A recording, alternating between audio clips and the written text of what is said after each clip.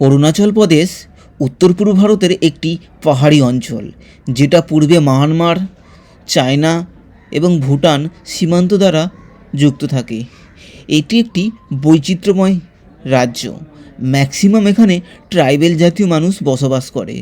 ধর্মের দিক থেকে শুধুমাত্র বৌদ্ধ ধর্ম, খ্রিস্টান ধর্ম আর ধনিপোলো, এই তিনটি ধর্মই মানুষ মেনে চলে। আর এখানকার এখনও পর্যন্ত অনেকই মানুষ আছে যারা কোনো ধর্ম মেনে চলে না। আজকে আমি আছি জিরো ভ্যালিতে। এই জিরো ভ্যালি, এখানকার আদিবাসী মানুষরা কীভাবে জীবনযাত্রা করে মানুষজন, সেটা তোমাদেরকে দেখাবো। তো গুড মর্নিং, শুভ সকাল বন্ধুগণ, কেমন আছো তোমরা? আমি ভালো আছি।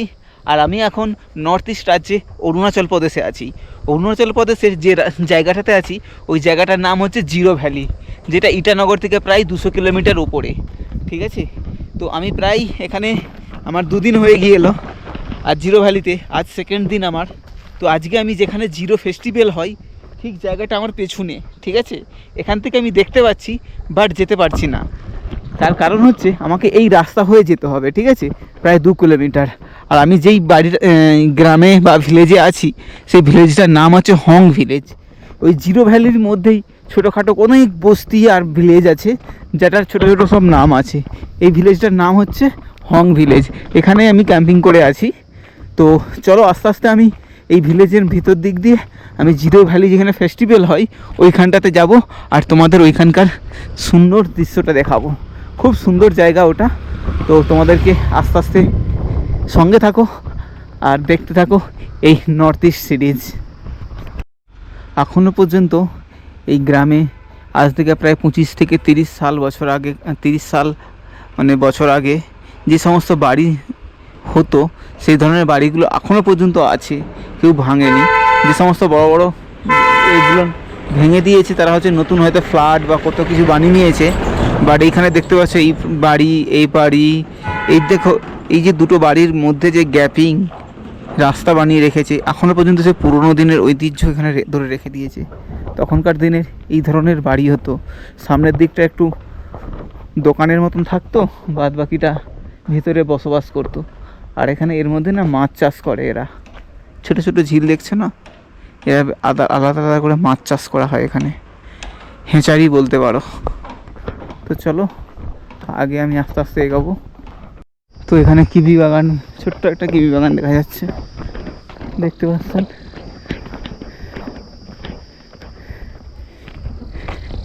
এখানে কি হচ্ছে বুঝতে পারছি না, কোনো ফেস্টিভ্যাল, আই থিঙ্ক প্রাইভেট এটা। আর এই একটা ছোট্ট কিবি বাগান।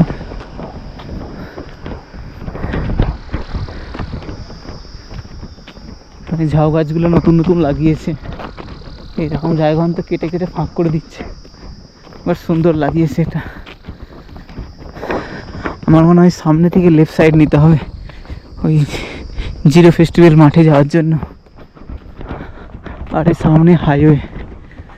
আমি যদি সিজে আসতাম, যেটা ওল্ড জিরো ভ্যালি, সেটা আরও আগে ডান দিকে যেতে হবে, প্রায় 2 কিলোমিটার এখান থেকে আরও। আমি নিউ জিরো ভ্যালিতে আছি। এদের এখানকার টিনের সাথে পুরো ম্যাচিং করে, মানে পরে এটাকে রং করেছে। কখনো গ্রিন দেখতে পাচ্ছি, কখনো রেড দেখতে পাচ্ছি, কখনো বটল গ্রিন দেখতে পাচ্ছি। খুব সুন্দর লাগছে দেখতে। তবে এই সমস্ত বাড়িগুলো, এদের বললাম না, মেন আর্কিটেকচার যে দেখতে ভালো লাগে জিনিস, এই ধরনের বিল্ডিং দেখতে ভালো লাগে। এখন তো সবাই আধুনিকত্ব বানিয়ে নিয়ে নিচ্ছে, বাট অনেকে যারা নতুন নতুন বাড়ি বানাচ্ছে, তাদের ডিজাইনটা কিন্তু পুরনো ধাঁচেরই বানানো হয়েছে।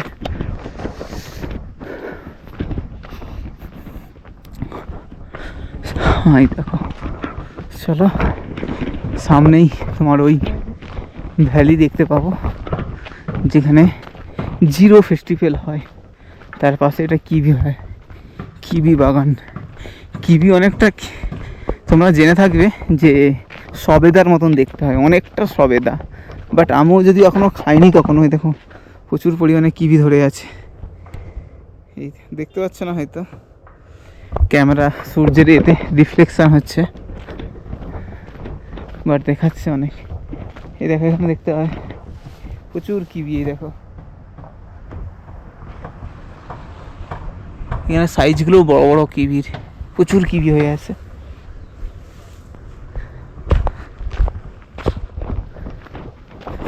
এখানে কিবির দামও এরকমই, এখানে লোকাল মার্কেটেরই দাম এরকম দেখাচ্ছে। তো চলো, এসে গিয়েছি যেখানটা যাওয়ার জন্য আমি 3 কিলোমিটার পায়ে হেঁটেছি।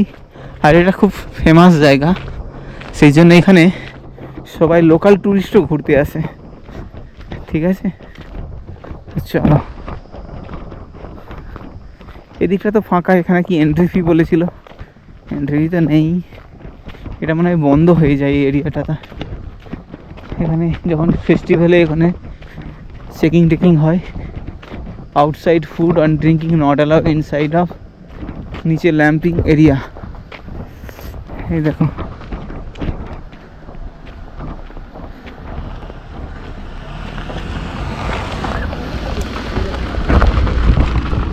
তো আমি এই জায়গাটার জন্য এসেছিলাম, বাট এরা বলছে এদিকে যাওয়ার জন্য তোমার এন্ট্রি ফিস লাগবে। কোথায় এন্ট্রি ফিস আছে ভাই জানি না, বাট আই থিঙ্ক ওই দিক দিয়ে ঢুকতে হতো এন্ট্রি ফি দেওয়ার জন্য।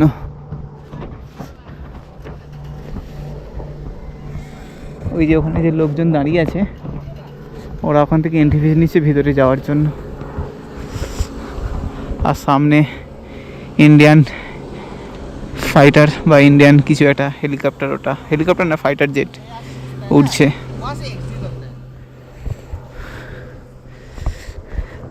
यहाँ पर जिनिस आप डाप कर सकते हैं, रिसाइकिल या मौत खे यहाँ पर सब ফিরিয়েছে। কসমেটিক,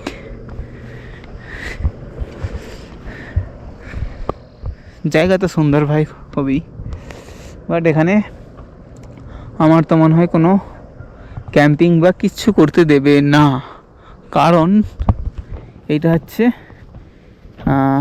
এইভাবে জায়গাটা বানানো হয়েছে ফেস্টিভ্যাল পারপাসে। ঠিক আছে,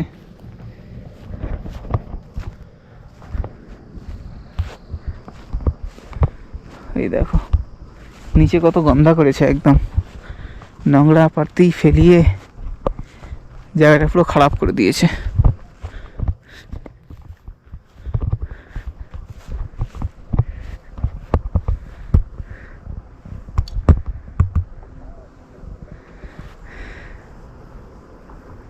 এখন অন্ধকার হয়ে গেল বলে বোঝা গেল না, জায়গাটা খুব সুন্দর ছিল সকালে আসা।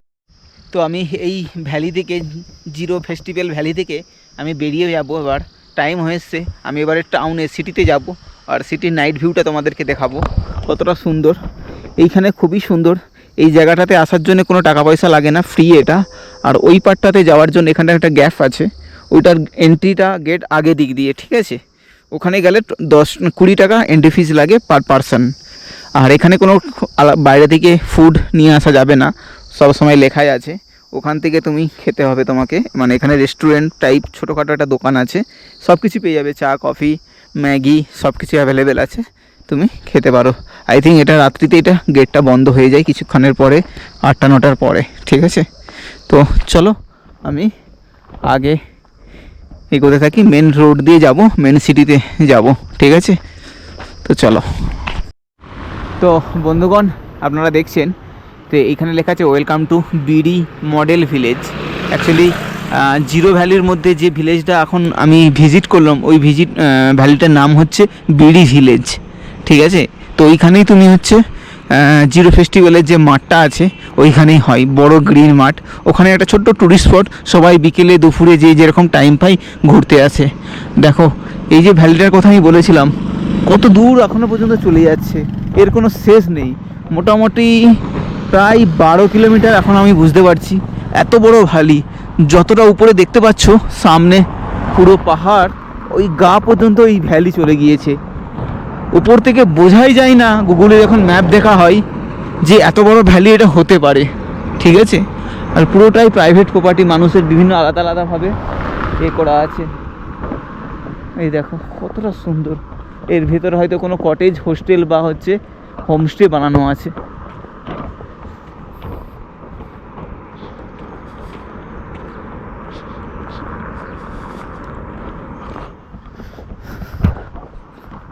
এখন অন্ধকার হয়েছে, ভিজিবিলিটি কমে গিয়েছে, বাট খুব সুন্দর লাগছে এই সিটি।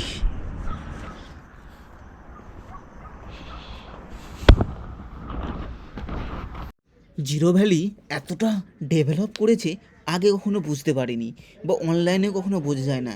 এখানে আসার পর দেখছি এখানে সমস্ত দোকান, সমস্ত মল, মানুষের লাইফস্টাইল সমস্ত কিছু চেঞ্জ, যেন মনে হচ্ছে কোনো একটা বড় সিটিতে এসে দাঁড়িয়ে আছি। এতটাই এখানে বড় সব কিছু মেনটেন অন ডেভেলপ কিছু। আপনারা সামনে দেখছেন যে এই মলটা এখানে সব ধরনের জিনিস আপনি অ্যাভেলেবেল পাবেন। তো জিরো ভ্যালি খুবই একটা পপুলার সিটি, আর এখানকার মানুষরা লাইফস্টাইলের দিক থেকে খুবই স্বাচ্ছন্দ্য মানুষ বজায় করেন, কারণ এখানে জিনিসপত্রের দাম খুবই কম, কারণ এটা একটা পুরো সিটি। তাই আপনাদেরকে রিকোয়েস্ট করব, আপনারা যদি এখনও পর্যন্ত অরুণাচল প্রদেশে না ঘুরে থাকেন, অবশ্যই জিরো ভ্যালিতে আসেন। এখানকার থাকা খাওয়া ব্যবস্থা খুবই সুন্দর জায়গায়, সব ধরনের জিনিস অ্যাভেলেবেল। KFC থেকে শুরু করে, পিৎজা থেকে শুরু করে, ট্রেন্স, বিশাল সব এখানকার অ্যাভেলেবেল পাবেন।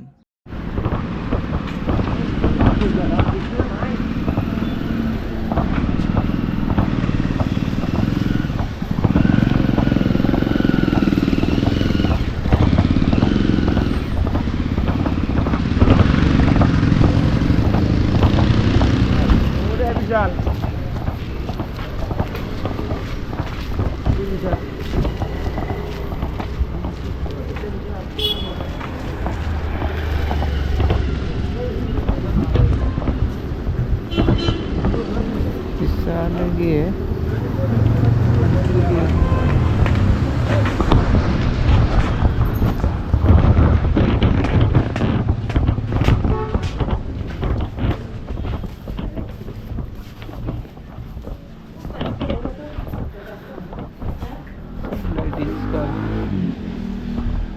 आपको बैग रखना है? अच्छा बैग करना बाहर रखना। कहाँ पे?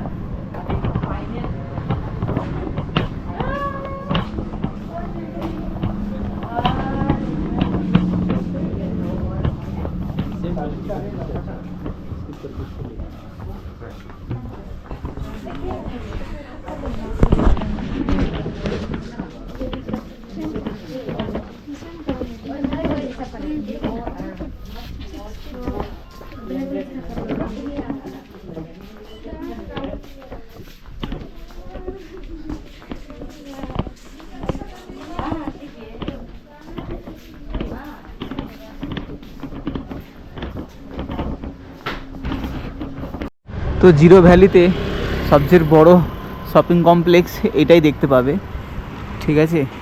এখানে এত বড় শপিং কমপ্লেক্স, সব কিছু এখানে অ্যাভেলেবেল আছে, জামা কাপড় থেকে সব কিছু। বাট এখানে একটা নিয়ম আছে, পাহাড়ি এলাকাতে সব 7টা থেকে 8টার মধ্যে সমস্ত দোকান ক্লোজ হয়ে যাবে, এক্সেপ্ট শুধু দুটো হোটেল আর হচ্ছে তোমার ধরে রাখো কোনো হুইস্কি বা মদের দোকান ছাড়া বাদ বাকি সব দোকান বন্ধ হয়ে যাবে। দেখতে পাচ্ছ বিশালের সমস্ত গেট ফেলিয়ে দিয়েছে, এটাও বন্ধ হতে চলছে। আগে ট্রেন্ডস আছে, এই সমস্ত দোকানগুলো আস্তে আস্তে ঠিক বন্ধ হয়ে যাবে। আর আগে যে সমস্ত দোকানগুলো দেখলাম সব বন্ধই হয়ে গেছে।